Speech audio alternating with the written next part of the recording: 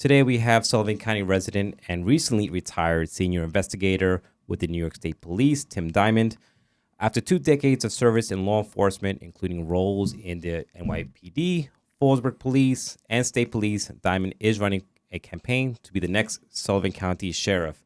He has experience from violent gang and narcotics enforcement team and a history of leadership both in policing and the community. So Dymond is calling for a modern approach to public safety and is challenging the current leadership in the Sullivan County Sheriff's Office. So please welcome to the show, Tim Dymond. Thank you for having me, Patricio. Thanks for having me on. No problem. Now, you're just retired from the state police, and then you immediately launched your campaign to be sheriff. What motivated you to run in the first place, and why now? So I did immediately launch, and there was some thought that went into it ahead of time. And, as I look around the county, like many other county residents, I see structures failing. I see, the hospitals starting to fail. The Sullivan County Community College is starting to fail. Just in general, our county, I felt, was headed in the wrong direction. And I can't fix all of those problems. But what I can do is bring an experienced, uniquely qualified law enforcement background and leadership background to our sheriff's office in a hope that we can start turning the tide in our county to head the other direction and to make people want to come here. So that was my goal. And you mentioned, the need to modernize the sheriff's office. Can you sort of break down exactly what that looks like? Certainly. So modernization, there's a few things that we want to do there. The first thing, and I've said this in a few interviews, we have to get back to being a police agency. We have to get a strong patrol and detective division where there is accountability. There are checks and balances. But when you talk about equipment modernization, some of that is just, getting body cameras, right? Making sure that we are meeting the state standard. So seeking accreditation for the office, both patrol and for our jail. Those things are not hard. They just take effort and they take time. And we have a local agency, Liberty Police are accredited. Small agency, limited manpower, is meeting that standard. There's no reason that we shouldn't meet that same standard. Now, Sullivan County has one of the highest overdose rates in New York outside of New York City. What strategies and things you would do to address the opioid and fentanyl crisis that we are currently going through? That's an outstanding question. We are a hub for fentanyl and for narcotics. I can tell you, Patricio, that in 2017, we did a pretty extensive drug case here in Sullivan County. And during that case, which involved thousands of bags of illegal narcotics, multiple traffickers, violence, during that case, we found that there was a group that came here specifically to Sullivan County because of the number of heroin users that our county has. That was incredible to me. Like, this was the first case that we had where this was like a target-rich environment for drug traffickers. Now, since that time, it's only increased.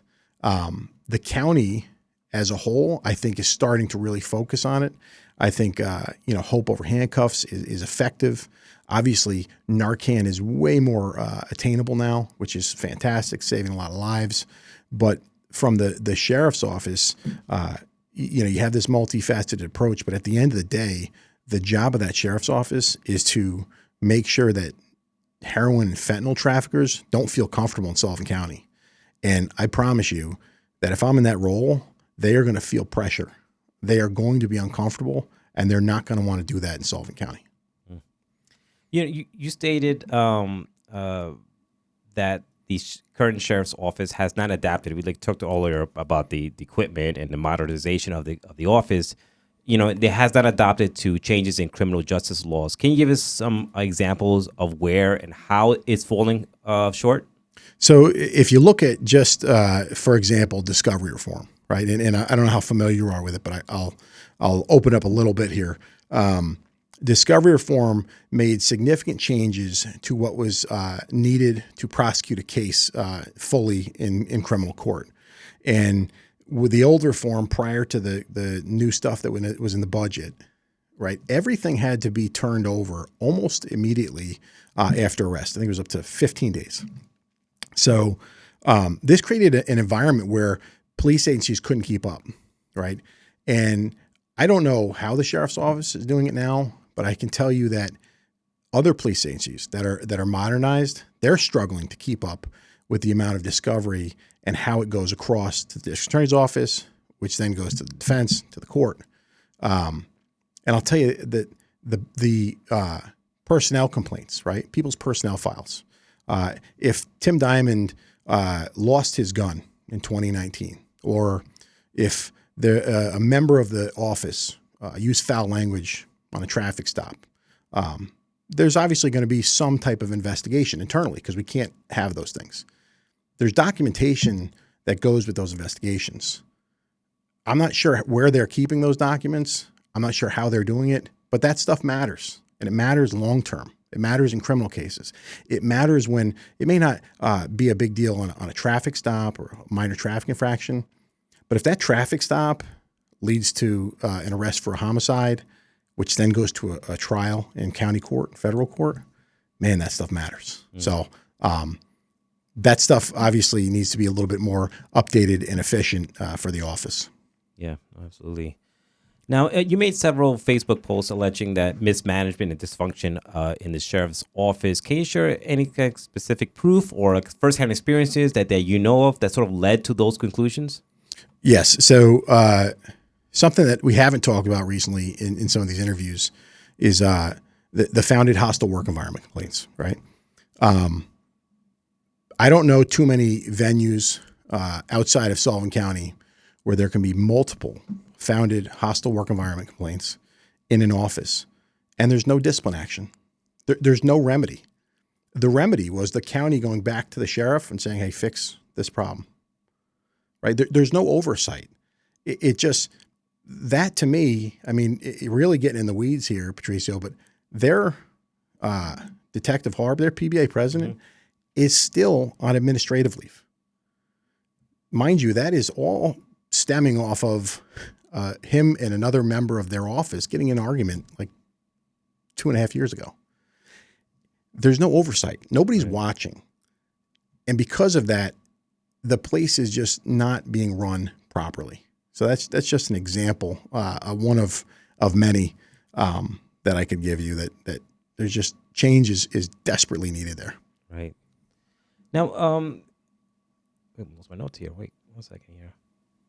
You know, you had I mentioned in the beginning you had a long career in narcotics enforcement. Your Fallsburg Police, NYPD Police. You know, what are your views on how bail reform laws have impacted New York and the safety of Sullivan County? Bail reform has done significant damage to the state of New York in its original form, and I'll talk you through this because this has been changed multiple times. When bail reform was done, it was done under the kind of the preface of someone shouldn't sit in jail for stealing a loaf of bread, right? Their family's hungry. They shouldn't sit in jail. I agree with that. I think most sane people agree with that. That wasn't happening in upstate New York, right? That was kind of like the poster of like, how can this person, they're hungry, their kids are hungry, how can we put them in jail? I agree with that. They shouldn't go to jail. Right, so there were some tweaks needed for the bail system, because we would have sexual predator that just happens to be wealthy would make bail, right? And he's very dangerous to the children in our community, but he could afford the bail. So there were tweaks needed. When they pushed that through, it was a mess. I mean, it was an absolute mess. It's been reformed now twice. We still have some arson charges that are not bail eligible. We still have just so many things. I mean, you could sell me, a bag of crack in front of 3 police officers. You're walking home that day. Like you're not sitting in jail. That to me, we kind of took the legs out from under law enforcement in some ways. And that's not saying that everyone belongs in jail because that's not the case. But if you're going to sell fentanyl in open air in front of someone, you're going to sell it to a police officer, 5-10 grams of fentanyl, and you're not going to go to jail. It just doesn't seem right, if that makes sense. Yeah, no, it does. That's like, from when my reporting in the past, the bail reform, you made a situation like if someone steals bread, they shouldn't stay in jail. But it's mostly what I understand is I know that was just an example.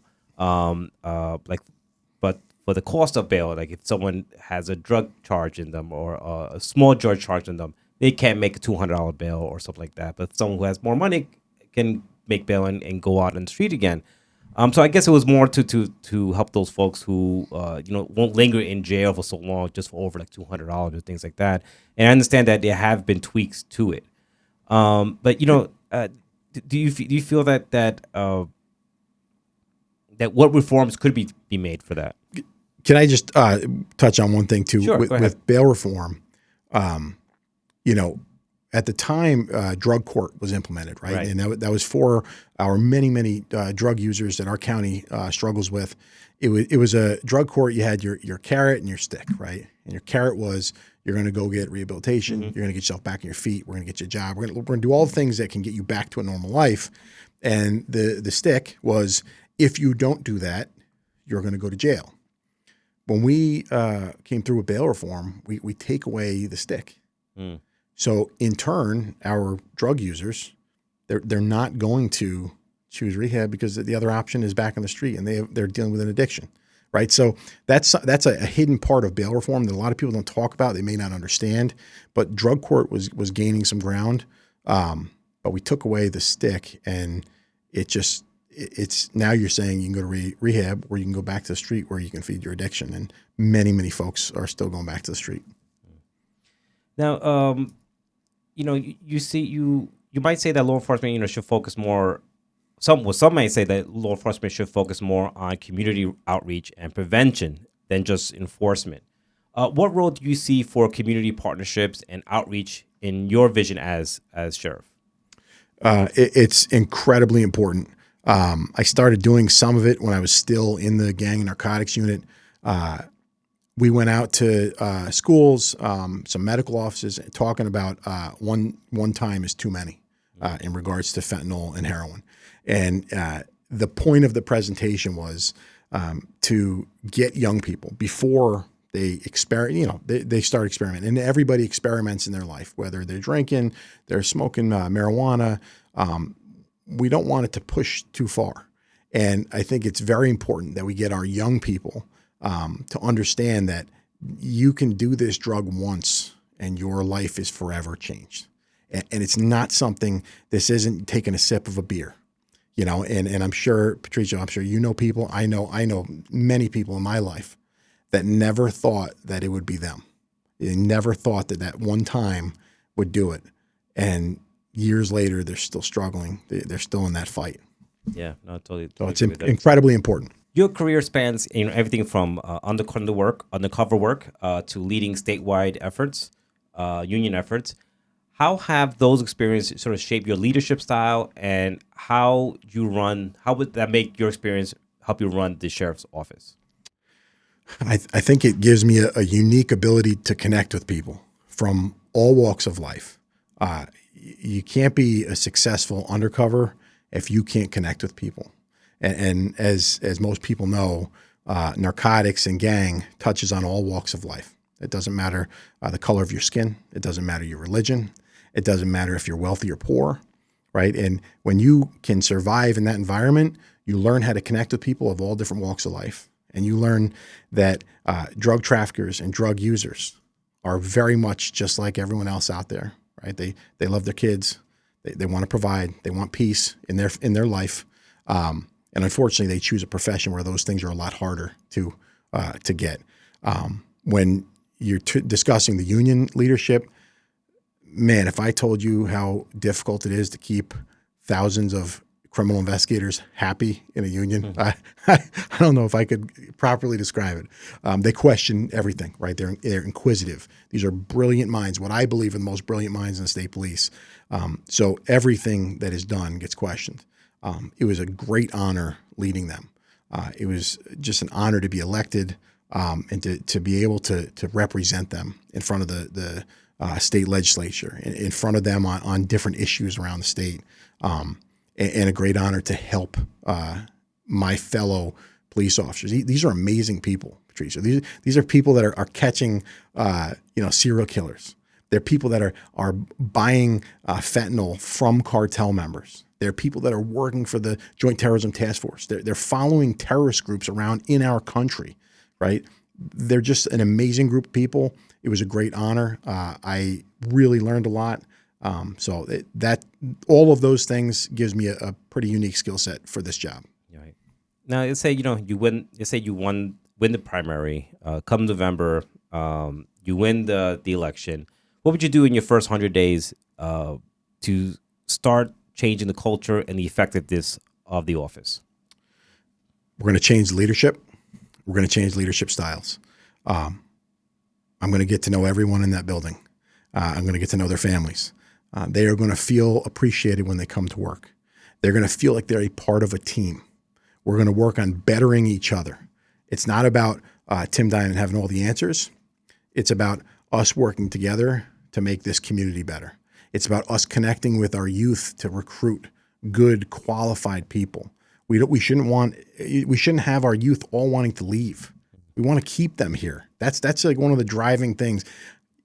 You got to be able to connect with them. They have to feel like they're a part of something. People need someone to follow. And right now in this county, we are lacking leadership in so many ways. Yeah. So before we go, Tim, I always end these candidate interviews as, come November, or say for not November, it's come June 24th, the Republican primary. Why should Republican voters vote for you over your opponent? We need it. This county needs it. Mike has sat that role for many years. Early on, I think he was the right choice. I think that it is time for change here in Sullivan County. New energy, new ideas, fresh leadership, a fresh voice, and a highly experienced person to lead the charge over there. Well, thank you so much. We were talking to Tim Dymond, candidate for the Sullivan County Sheriff's Office. The primary is coming up on June 24th. Early voting starts June 14th. That's correct. Early voting starts June 14th, and I'd be honored to have your votes. All right. Well, Ms. Dymond, thank you so much for joining us on the program. I really appreciate it. Thank you, sir.